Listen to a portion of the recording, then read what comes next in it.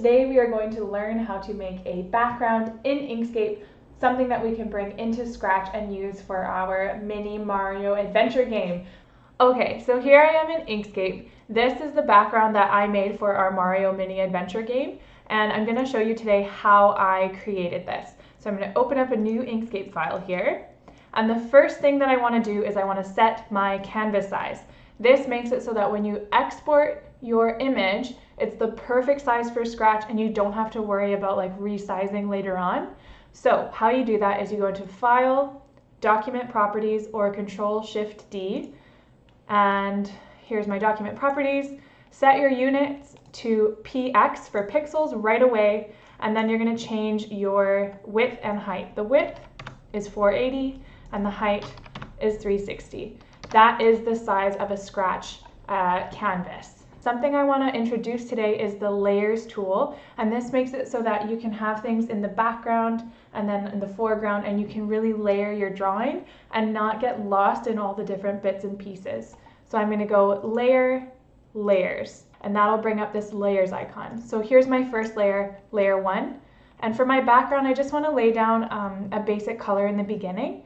And I can either use the Bezier tool or I can just use a Create Rectangle tool because I just want to fill in that color. Something to note is that you can make your drawing bigger than the canvas size. So if you look at my example drawing, I've got rays that go out and over. It's perfect because when we export, just the canvas is going to export so that I can overdraw, and then just that perfect picture is going to export out. So I'm just going to kind of work a little bit freely, but I want that first base rectangle to be kind of the right size so I know what I'm aiming for the whole time through. So with my Bezier tool, I'm just going to make an offset rectangle and close my shape, give it a color. So I'm going to pick my eyedropper and click that blue color, and then I'm just going to darken it a little bit. Oops, not on my stroke paint, on my fill. Darken it a little bit, and that's going to be my first ray in my background. So I'm just going to duplicate that a few times with Control-D. Next, I'm just going to add in some clouds. I'm going to drop the opacity right here so that my clouds are a little bit see-through. Okay, so that's my background layer done. Now I'm going to go into my layers panel, hit the plus button, add layer 2, and now I'm going to start working on layer 2. I'm going to make sure that I'm actually clicked and it's highlighted blue. That way all the drawing that I do ends up in layer 2. I can turn off this eye and see that all that is in layer 1, and now it's time to start working on layer 2.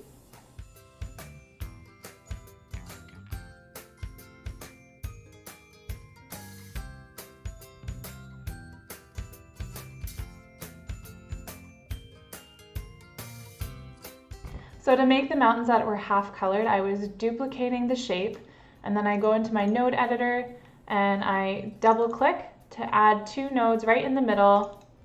And then I delete these extra side nodes, and then with these ones I can make them cornered, and then I can pull and make this straight. I'll make this darker so you can actually see what I'm doing. And then same, I'm going to click here and then make it cornered, and then it makes a nice straight line and it gives me that nice half color that you see sometimes in the Mario games.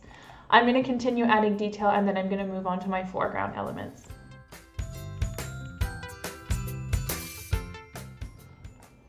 Now I'm just going to add one more layer, layer 3, above current, and then I'm going to add in the ground plane.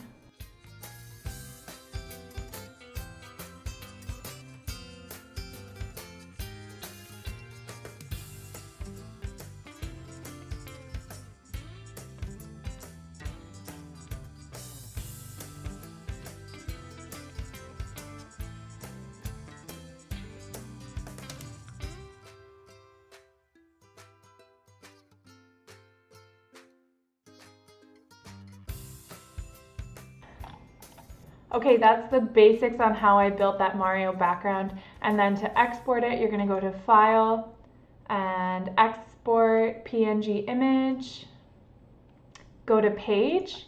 Make sure your width and height are set to the correct size, so 480 by 360. Export as and give it a good title. Hit Save, and then you can hit this Export button. It'll save you a file, and then you can bring that right into Scratch. All right, everyone, that is our Mario background in Inkscape. Follow along if you want to make a super cool background too, or just use the tools to give you hints and tricks into making your own custom background. And we'll see you next time. Bye!